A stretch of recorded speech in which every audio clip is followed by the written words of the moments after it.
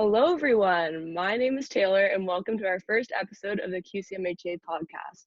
I, along with Carolyn, are going to be your host today, and we are very excited to be kicking off the first of several conversations centered around mental health, well-being, and keeping connected during these more challenging times. We have our first podcast guest, Kim Ades, with us today. Kim is a certified life coach and the president of Frame of Mind Coaching. Frame of Mind Coaching works with executives, entrepreneurs, leaders, business owners, and highly driven people to help them reach new levels of accomplishment and live outstanding lives, both personally and professionally. With that being said, Kim, we would love to turn the floor over to you to tell us a bit more from your perspective of what you do and your journey to get there. Hello. Hello. What a great introduction. Thank you for having me here. So you want to know about me and my journey and how I got here. So I'm a bit of a serial entrepreneur. I've always been a business owner. Ever since I was a kid, I was the kind of kid who used to go on vacation with her parents and all the friends and all the relatives, and I would sell massages on the beach. I would sell 10 minutes and I would earn $2. When I was young, that was a lot of money, right? So I always had that entrepreneurial spirit. When I got older, I owned a balloon business.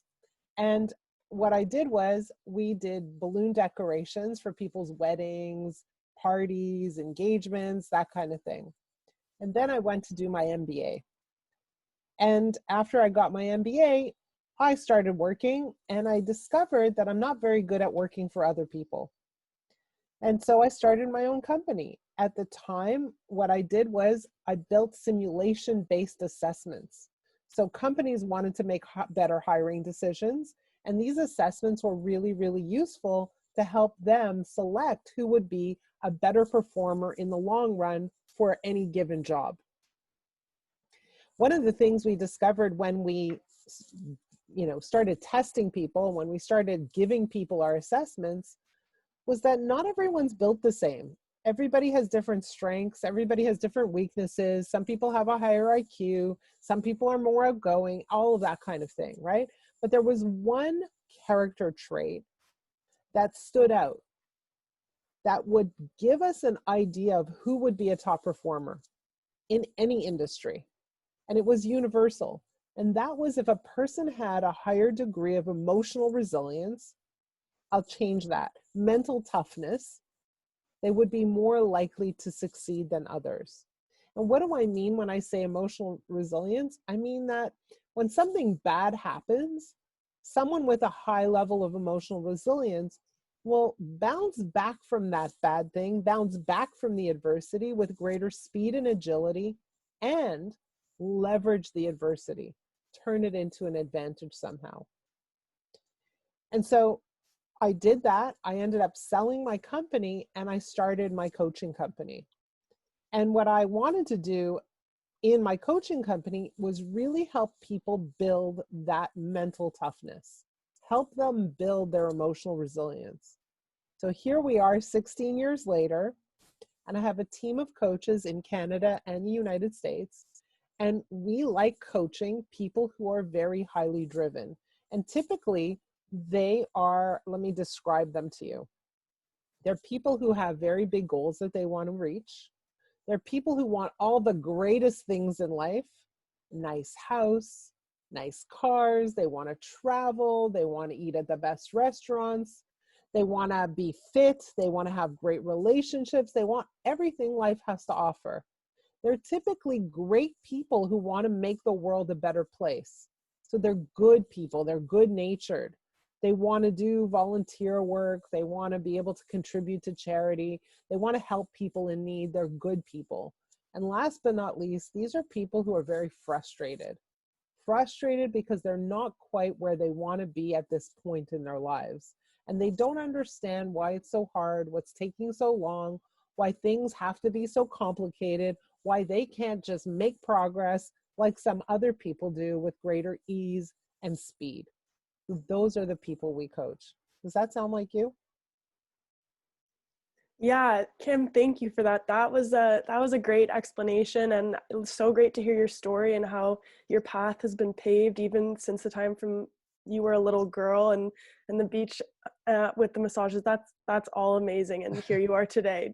still doing what you love and having the entrepreneurial mindset, and that's amazing. So one question that Taylor and I had for you was, what does being mentally healthy mean to you, perhaps personally or professionally? So it's very interesting, right? So for me, the way a person feels is really, at the end of the day, the most important determinant of their wealth. Okay, so it's not money, it's not climbing the career ladder, it's not, how fancy their house is, it's how good they feel. So the question is, how can someone improve the way they feel? How can someone actively play a role in that journey? And for me, like, that's the single most important thing that I do with my clients, is I teach them what they have control over. And admittedly, not everybody has full control over their mental health. Some things are beyond us. But for the vast majority of the population, there are things that they can do to dramatically improve their mental health. And so for me, that's a mission, right? How do we live our lives feeling better, feeling more peaceful, feeling greater ease, greater joy, greater exhilaration? That's very, very important to me. I think that's amazing. And I think it's so great to hear you talk about the most important thing in someone's life is feeling great, because I think that's our goal as QCMHA, is like being that resource for people to come to when they're feeling down, and giving them the resources they can to make them feel happier and succeed at school and beyond. So I think that's amazing that you touched on that and sound just as passionate about it as we are too. Um, Very. and I think that actually leads into our next question as well, which is revolving around, we know a lot of your coaching work is working with clients who have a record of success up until a point, and then something difficult happens, and then you'd work with them to recover from that situation and thrive in that situation. I think this is very relevant now, given that students are now having to work remotely and independently, and it can be quite challenging. What's the best advice you would give to students facing these difficulties in order to make their remote learning experience tolerable and effective and successful? Okay, so let's play a bit of a game, and then we'll answer that question. Carolyn, can you go into Taylor's room and join her right now? Yes, I can. I'll be there in a sec. Amazing. So I have asked Carolyn to join Taylor, and she's going to be my assistant right now, and she's going to execute for me what I cannot execute in person. So I just can't wait for Carolyn to join you and give you some instructions. She's here. Yay. She's here. Amazing. Can we make it so that we can hear and see Carolyn? Can we hear you both? You're on silent. Oh, there you are. There you are. Amazing. Okay, so here's what I want you to do. Carolyn, can you pour some water into the plastic cup that's nearby? So, and just show us what you're doing. Maybe kind of take a little bit of a step back so we can see what you're doing. Perfect. Pour about 3/4 of the glass full. Amazing. And Taylor, will you stand up, please? Yes. And face the camera. And stand back so we can see what you're doing. You look great. Thanks. Taylor, are you left-handed or right-handed? Right-handed. Amazing. What I want you to do is put your right hand out straight like this. Straight, straight, straight. And Carolyn, put the cup into her hands and make sure that her arm is not bent.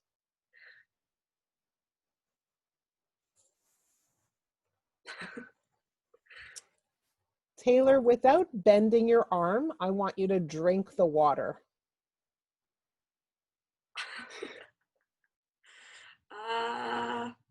That's a hard one. Is that possible? Try. Carolyn, I need you to stay quiet. I don't think I can. You don't think you can? No. Are you sure? I just can't really figure out how that would work. It seems like Okay. something I should be able to do, but it just, now that I'm thinking about it, it's not really seeming possible. It's not seeming possible.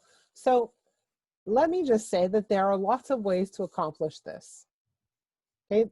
A lot of people that I give this task to, you know what they do? They lift their arm way up into the sky and they try to pour the water right into their mouths. Mm. And sometimes they succeed. So that's an option. It's not the best option, right? But you have two other options right at your disposal. You know what they are? Number one is that you have Carolyn standing right beside you. Could she potentially help you?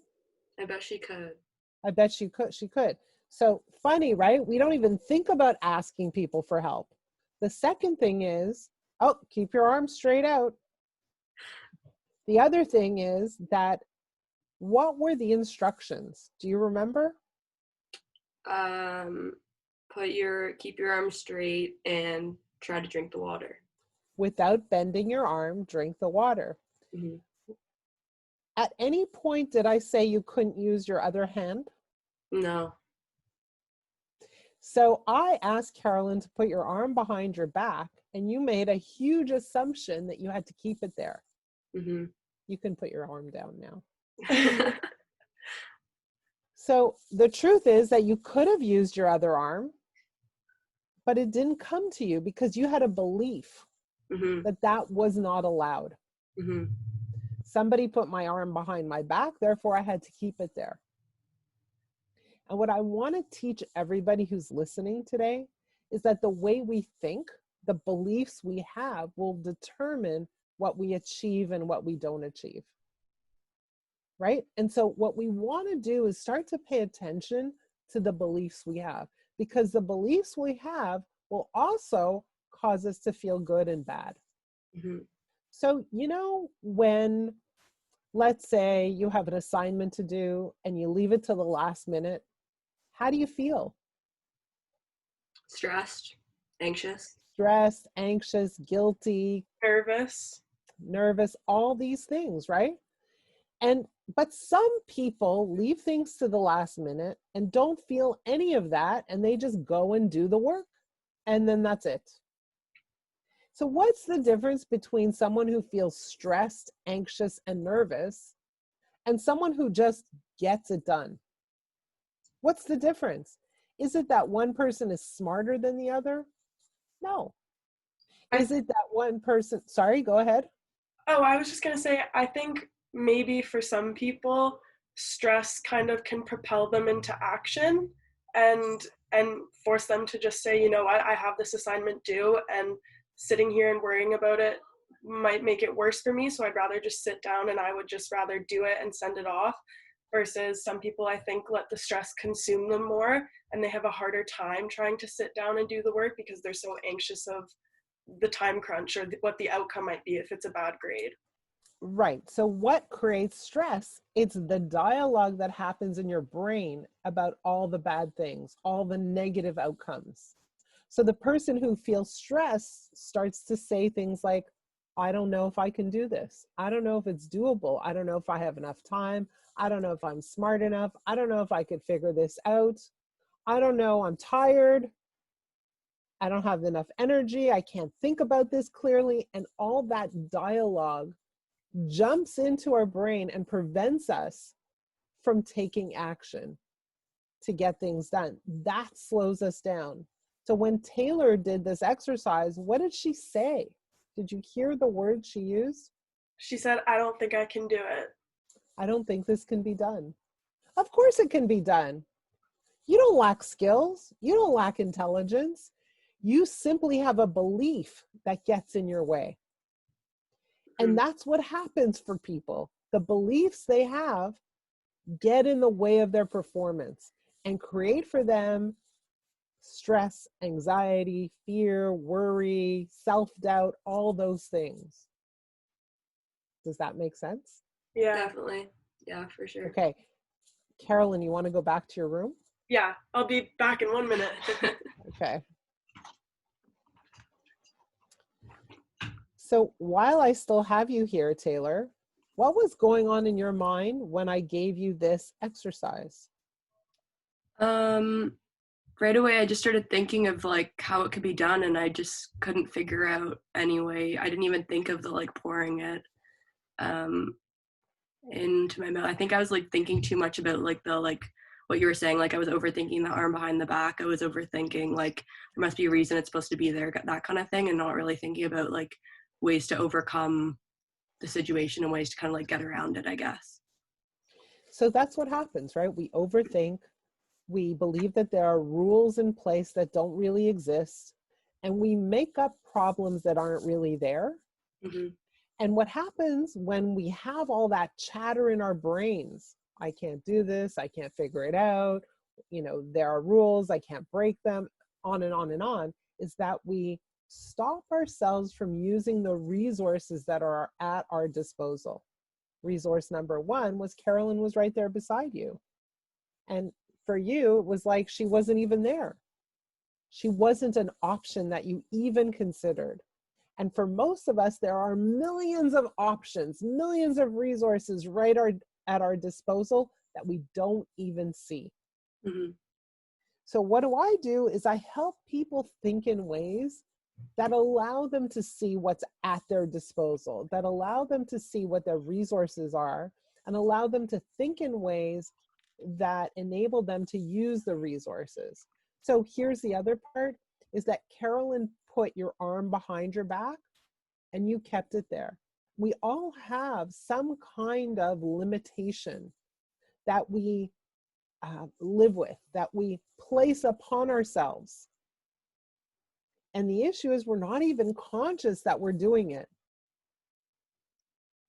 And so my job is to help you become conscious of the limitations you're placing on yourself and say, hey, did you know you could use your other arm? Yeah, it definitely sounds very simple enough when you say it now. And I feel like once you take a step back and have a clear head and looking at it, it makes so much sense. And it's obviously a very simple activity with the help of Carolyn. And, but yeah, it's just like being able to take a step back and realizing what you have around you and the resources and the people, I think is very important. It's something very important, especially to who we're speaking to today, the students and everyone that's involved with QCMHA. I think it's a really important message to keep reminding people, is that you have so many people around you and resources around you there to help. I also think, oh, sorry, no, Kim. you can go ahead. I was just going to say, I think going back to our stress comments from earlier, like I know myself personally, when I get stressed, I have a really hard time trying to think of those extra resources. Like that is when I don't see them. And, there definitely are there, like you could reach out to a TA or a prof or even just a friend in the class to say like, hey, like I didn't do this assignment, like where do I find the details kind of thing. And that is definitely for me the hardest time, to definitely reach out or think of my other hand or something like that. Right, because you're so busy feeling bad, right? Mm-hmm. And so here's what I really want to express, is that this way of thinking is a muscle. This way of being into problems and going, hold on a minute, there's got to be a solution, rather than being in the problem and going, oh my God, there is no way, is a muscle that you develop over time. Just like going to the gym and getting really good abs, it's the same idea, except this time we're getting really good at recovering from stressful situations and dealing with them, so that you're handling them faster, but also that they don't feel so stressful anymore. They feel easier. You're like, yeah, I've been here. I know how to handle this, right? So it's a muscle that we have to develop. So before you said, what are your tips? And I want to give you one really, really powerful tip. And actually, this has been documented in studies, that students who journal do infinitely better in school, because journaling helps to lower stress and increase exam performance. So if you have an exam, sure, you want to study, but take a little bit of time before the exam to write down all your thoughts, all your worries, all your stresses, all your fears, and then go into the exam. And all of a sudden you feel a little clearer, you can think more easily, and the solutions you need will come to you more readily. It's very, very powerful, this whole idea of journaling.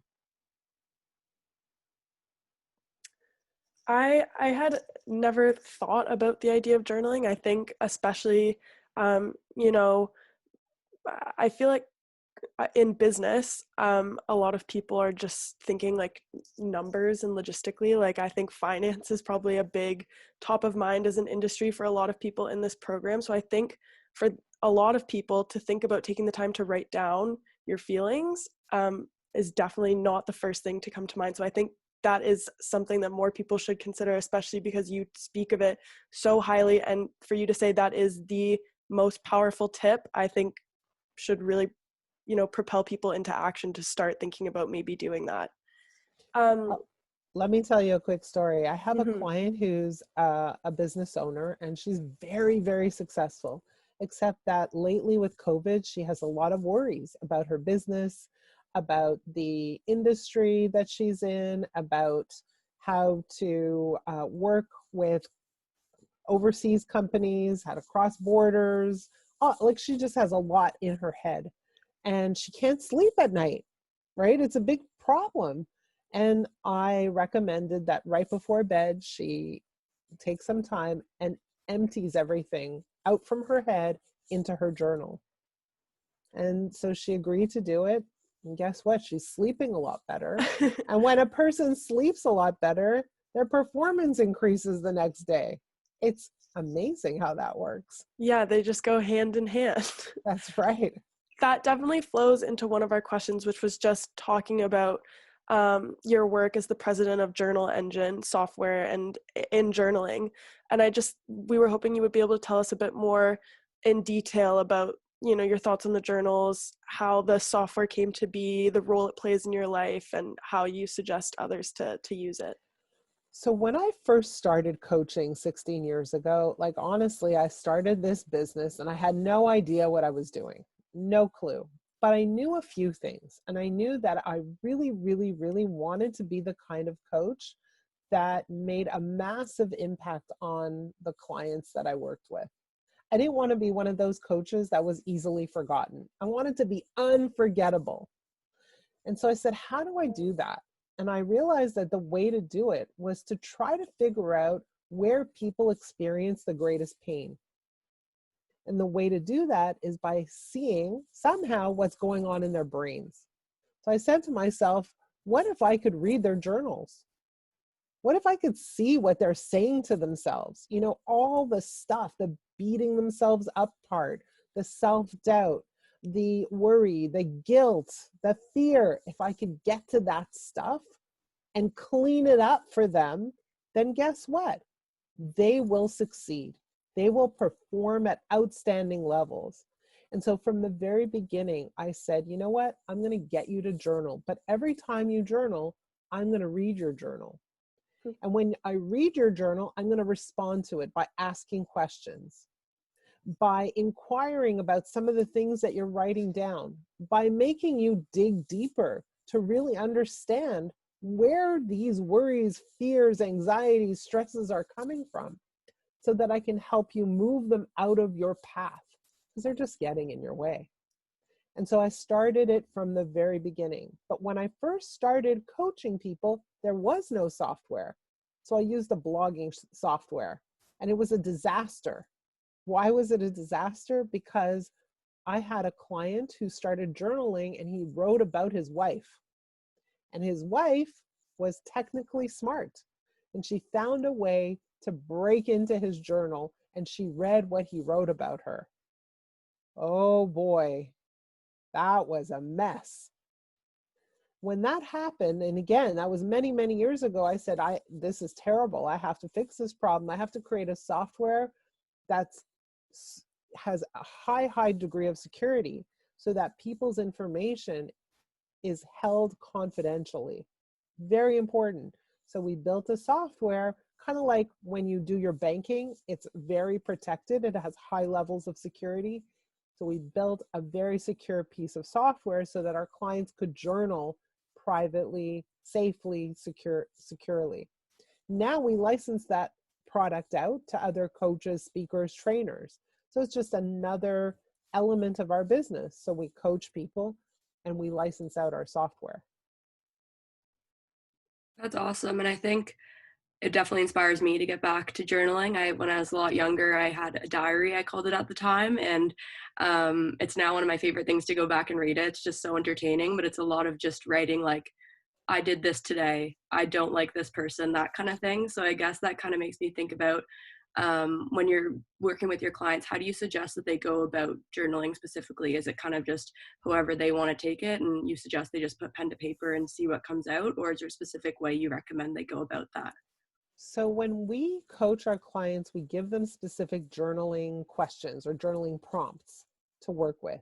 At the beginning of each week, they get a new journaling prompt. And every time they journal, their journal comes back to their coach, who then reads in response to the journal. But I'll recommend two things. My first recommendation is called dump, and then dump the dump.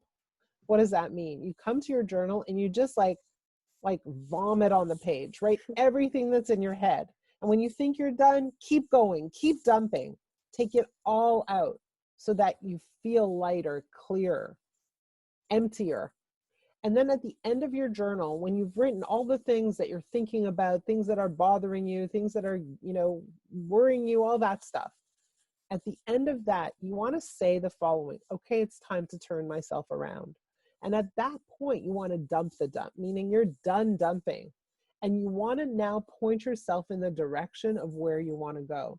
So you might say, so what do I want now? How do I want to feel? How do I want to, what's my plan to deal with these problems? Where am I going from here? So you want at the end of your journal to use your journal to point yourself in a direction of where you want to go, out of the dump, towards something calmer, healthier, more joyful, more happy, right? So that's number one. The second thing is I'm going to give you a journaling assignment. Are you ready? For those of you who are listening, grab a piece of paper and a pen. I'm going to give you 2 journaling questions to work with. Question number 1 is, what do you really, really want? There are 2 reallys for a reason. Because I want you to think about what you truly deeply want, not what your parents want, not what your friends want, not what you think you should want. I want you to think about what you truly deeply want and write it down. The second question is, so what's stopping you from having what you really, really want? And I want you to write down all the reasons that are getting in your way. And all those reasons are your beliefs. That's the stuff that's tripping you up. That's the stuff that's really stopping you from getting where you want to go. Those are the things that say, hey, I can't use my left arm. Right? That's the stuff. Those are your limitations. We want to bring them to the surface and then start moving them out of the way one by one by one by one. So what I'm going to do is I'm going to, if you're cool with it, give your audience an invitation. If you do this task, if you answer these 2 questions, send them to me. And what I will do is actually answer them myself. So here's my email address. It's kim@frameofmindcoaching.com. Answer those 2 journals and send them to me. If anyone wants, Taylor and I can also send you Kim's email if you don't have a piece of paper or anything in front of you to write it down. So you can also message me or Taylor and we will put you in contact with Kim. Perfect. I think what you were just talking about is another big part of your job. You always talk about how your mindset can either help or hinder you. That's kind of the foundation of what you do. So besides journaling, like what would you say are some practices? What would you recommend about specifically getting into that right mindset and headspace so that you can achieve some of your goals? So one of the things I recommend is to start to pay attention to how you feel. Okay, so when you're feeling any negative feeling, anger, frustration, disappointment, rejection, fear, worry, whatever, any negative feeling, that's an indicator that your thinking is taking you to the wrong place. You're heading in the wrong direction. So you want to start to pay attention to those feelings. And when you feel that, you want to ask yourself a very important question. Okay, so I don't like feeling worry, fear, all those things. What do I want instead? And the moment you start thinking about what you would rather have, what you want instead, is the moment you start turning yourself towards what you want and away from the things that are causing you all the anguish and frustration. So asking yourself the question, what do I want? What do I want right now? What would I rather have? Is a very, very impactful, powerful way to get you back on track. I think that's awesome advice. And I think kind of building off of that, a lot of our courses and otherwise, students are always encouraged to set goals and figure out what they want and then set a goal and kind of figure out a plan to get there. But I think as students, something that can be tricky is you set a goal, but you don't really know the exact tangible steps to get there. So I guess we were kind of wondering, do you have any recommendations when it comes to setting very like traceable, implementable goals, and any advice on how like to best set up a goal, but then also hold yourself accountable and actually get to where you want to get to? Okay. So let's talk a little bit about goals for a minute. So let's say that I have a goal and my goal is I want to lose 20 pounds. Let's just say that's my goal. And then I make a plan, right? I say, okay, I'm going to go to the gym every day and I'm going to drink more water and I'm going to stop eating sugar. There's my plan, right? And I start going to the gym because I'm super motivated and I go every single day. And you know, I'm doing it week 1, week 2, week 3, week 4, but week 5, I miss a day. That happens, right? I'm like, okay, it's not a big deal. It's just a day. But then week 6, I miss 2 days. In week 7, I still miss 2 days, but week 8, I miss 3. And you get the story, right?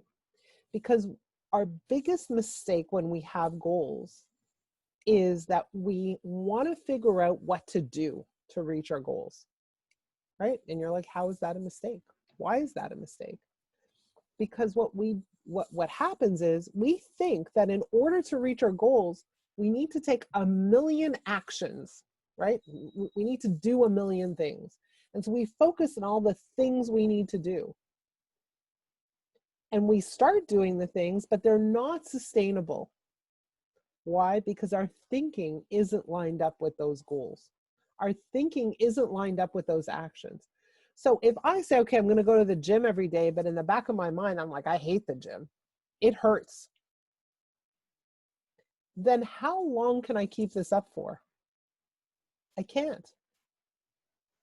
So my biggest recommendation is if you have a goal that you want to reach, before you start doing all the things that you think you need to do in order to reach the goal, you want to look at that list of things you think you need to do and say, hey, am I aligned with these things? How do I think about these things? How do I feel about these things? And if I feel negatively about anything that I think I need to do or should be doing, I need to clean that up. Yeah, right, totally. I think that's super important, and that was a really good way of looking at it. I think to me, you know, when you set those goals, it seems so simple in theory. It's like, oh yeah, if I go to the gym, if I drink water, if I eat sugar, that's 3 simple things. Sugar. But you know, like over time, like you kind of fall back into old habits and stuff like that, and it becomes harder. So I think looking at it like that is super important. Another question that we had was just, I think this kind of mindset is probably new or given in a lot more detail for a lot of our listeners today. So could you just talk about maybe why you feel it's really important to know about this stuff and why the things you teach are really important to incorporate into your everyday life? So from my perspective, honestly, the single greatest influencer on your outcomes is your thinking. When you're stuck, when you're frustrated, when you're not achieving your goals, you want to ask yourself how you're thinking about this problem, this situation, this circumstance that you're dealing with. So if your thinking has the greatest influence on your outcomes, and a lot of people know that, the challenge is that we're not always aware of our thinking, right? So we have this thing that's really, really important, but most of us don't even know how it works. We don't know how our thinking impacts our results and our outcomes. And so we're living in the dark. We're like, yeah, we know. It's kind of like, yeah, I know that I need to lose weight, but I have no idea how my body works. I have no idea how my body reacts to sugar and fat. I have no idea. So I'm just going to try to do all these things, but really I'm working in a blind setting, right? Like I'm living in a dark room. And so that's why this is so important. It's that if you understand how you think and how your thinking impacts your outcomes, then you're able to control and have a greater chance of success, right? So this is really a game changer for top performers who want to reach extraordinary goals, because without knowing how you think, it's literally like, working in the dark. So this is like turning on the lights. Oh, I can see now. Absolutely. And I think there's no better time to be speaking with people other than when they're students. And right now, when people are looking to begin their career, no better time to start thinking about exactly what you're saying, how they think, and then how they can use that information on how they think to further their career, further their personal goals, whatever it may be. So I think that's such important advice and such a great message we can share with all of our listeners. And I think building off that, the last question we had is, given everything we've been talking about, I think there's so much reward and so much value that comes out of the work you do for the clients you work with and the people you work with. I think something we wanted to ask you about was just, what do you personally find the most rewarding part of your work, and kind of what motivates you and what drives you to do what you do? So there are a few things, lots of things. Like today I just got an email from a guy who said, I had the most amazing coaching experience, and as a result of my coaching, my investment portfolio went up. Now, we don't really actually work with investment portfolios. We work with people's thoughts and how they think. But because we were able to work with his thinking, his investment portfolio went up. So I love getting testimonials. I love it when clients come back and say, oh my God, that was an amazing experience. It was transformational, game changing. It completely affected my life, my kids, my work, my environment. Like, who doesn't want that all day, every day? But I have a specific sweet spot for me. I love working with adults who have kids where they don't get along, where there's tension, where it's hard for them to talk and communicate, where the kids aren't happy with their parents, where they're maybe behaving in ways that are a little crazy, right? Those are my favorite clients, because if I can help parents build a better relationship with their teenagers, with their university students, now I'm changing the world.